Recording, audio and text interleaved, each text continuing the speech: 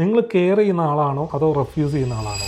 നമ്മൾ ഇൻ്റർവ്യൂ ചെയ്യുന്ന സമയത്ത് ഒരുവിധപ്പെട്ട എല്ലാവരുടെയും ഡൗട്ടാണ് ഏത് മെറ്റീരിയൽ ചൂസ് ചെയ്യണമെന്നുള്ളത്, അല്ലേ? ഈ മെറ്റീരിയൽ നമ്മൾ ഡിസ്കസ് ചെയ്യുന്ന സമയത്ത് ഞാൻ ഏറ്റവും കൂടുതൽ എൻ്റെ ക്ലയൻസിൻ്റെ അടുത്ത് പറയുന്നത് നിങ്ങൾ ഏത് കാറ്റഗറി ആണെന്ന്. കാരണം നിങ്ങൾ കെയർ ചെയ്യുന്ന ആളാണോ അതോ റെഫ്യൂസ് ചെയ്യുന്ന ആളാണോ എന്നുള്ളത്. കാരണം കെയർ ചെയ്യുന്ന ആൾക്ക് ഞാൻ മാക്സിമം കോസ്റ്റ് എഫക്റ്റീവ് ആയിട്ടുള്ള മെറ്റീരിയൽസ് സജസ്റ്റ് ചെയ്യും. കാരണം എന്ന് വെച്ചാൽ ഏത് മെറ്റീരിയലാണ് നമ്മൾ എത്രത്തോളം കെയർ ചെയ്യുന്നോ അത്രയും ലൈഫ് അതിന് കിട്ടുകയാണ്. ഇപ്പം നമ്മൾ ചിലവർ ഫോൺ മേടിച്ച് കഴിഞ്ഞാൽ അതിന് പൗച്ചും ഗ്ലാസും ടെമ്പേർഡ് ഗ്ലാസും ഇങ്ങനെയുള്ള കാര്യങ്ങളെല്ലാം എടുത്തു വെക്കും. കാരണം എന്താ, അവർക്ക് കെയർ ചെയ്യാൻ അറിയത്തില്ല. ചിലവർ ഇതൊന്നും വെക്കാതെ യൂസ് ചെയ്യുന്നവരും ഉണ്ട്. കാരണം അവർ കെയർ ചെയ്യുന്നത് ഭയങ്കരമായിട്ട് കെയർ ചെയ്യും. അവരൊന്ന് പൊടി വീണാൽ പോലും അവർ തുടച്ചുകൊണ്ടിരിക്കുന്ന ആൾക്കാരുണ്ട്. അപ്പോൾ എന്ന് പറയുന്ന പോലെ തന്നെ കെയർ ചെയ്യുന്ന ആൾക്കാരാണെന്നുണ്ടെങ്കിൽ നമുക്ക് ഏത് മെറ്റീരിയൽ യൂസ് ചെയ്ത് കഴിഞ്ഞാലും ഒരു കുഴപ്പമില്ല. ഇപ്പോൾ ഒരു എക്സാമ്പിൾ പറയുകയാണെങ്കിൽ MDF നമുക്ക് യൂസ് ചെയ്യാം. MDF യൂസ് ചെയ്യുമ്പോൾ അതിനെ എങ്ങനെ കെയർ ചെയ്യണമെന്ന് വെച്ച് കഴിഞ്ഞാൽ അത് മോയ്സ്ചർ കണ്ടന്റ് വരാത്ത രീതിയിലുള്ള ഏരിയയിലോ MDF യൂസ് ചെയ്യുക. അതുപോലെ തന്നെ ഈ പറയുന്ന ഹ്യൂമിഡിറ്റി വരാതിരിക്കാൻ വേണ്ടി വിൻഡോസ് ഇടയ്ക്ക് ഓപ്പൺ ചെയ്തിടുക, ഇടയ്ക്ക് ക്ലീൻ ചെയ്തിടുക. ഇങ്ങനെയൊക്കെയുള്ള കാര്യങ്ങൾ. പിന്നെ ഡോറ് തുറക്കുന്ന സമയത്ത് നമ്മൾ കുറച്ച് കെയർഫുൾ ആയിട്ട് ഡോറ് തുറക്കുക, പയ്യെ തുറക്കുക, പയ്യെ അടയ്ക്കുക. ഇങ്ങനെയൊക്കെ കെയർ ചെയ്ത് കഴിഞ്ഞാൽ ഒരു മെറ്റീരിയലിനും വലിയ ഡാമേജ് വരത്തില്ല. നമ്മൾ റെഫ്യൂസ് ചെയ്യുമ്പോഴാണ് ഏറ്റവും കൂടുതൽ മെറ്റീരിയൽസിന് ഡാമേജ് വരുന്നത്. അതുകൊണ്ട്